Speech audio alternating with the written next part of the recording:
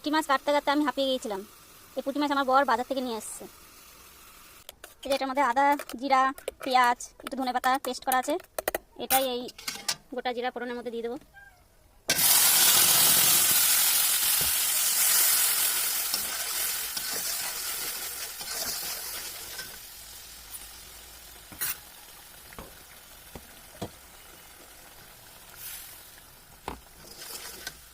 এই যে আমি এই পুঁটি মাছগুলো এটার মধ্যে দিয়ে দেবো। কাটা পুঁটি মাছ ভাজবো না।